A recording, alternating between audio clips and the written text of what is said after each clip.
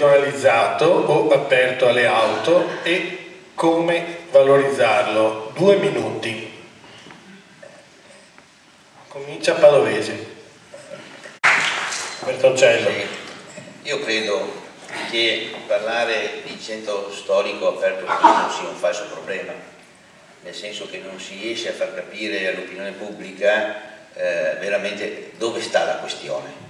Allora, credo che nessuno possa dire il contrario, che noi dobbiamo tutti lavorare perché il centro storico diventi, almeno l'asse di Corso Martiri, sia chiuso al traffico veicolare, che diventi pedonale.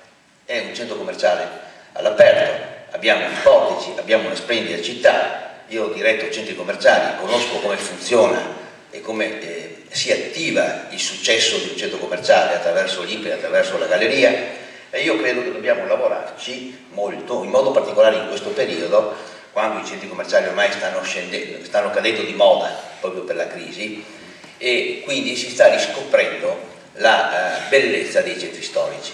Quindi noi dobbiamo sostanzialmente mettere in piedi tutta una serie di azioni che possono riguardare gli eventi, che possono riguardare i rapporti con le associazioni di categoria, che possono riguardare, voglio dire, tutto quello che è stato detto anche qui. Per esempio noi avevamo previsto i parcheggi sotterranei nel Pio X proprio perché abbiamo un'idea di utilizzo del centro storico attraverso la possibilità di entrarci con una radiale di parcheggi che ci consenta di risolvere questo problema.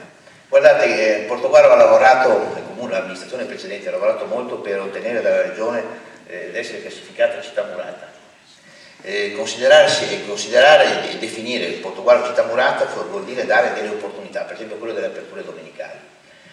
Certo, all'inizio, per poter raggiungere questo obiettivo, tutti devono fare un po' di sacrificio, perché la gente si porta in tante maniere all'interno del centro storico, si porta con la viabilità, si porta con i parcheggi, si porta con gli eventi, si porta con i servizi che la città ha e mette a disposizione, perché dobbiamo creare traffico. Se riusciamo a trovare traffico, risolviamo anche i problemi delle attività commerciali che devono rispondere a un marketing commerciale che deve essere supportato dalla collaborazione con le associazioni di categoria.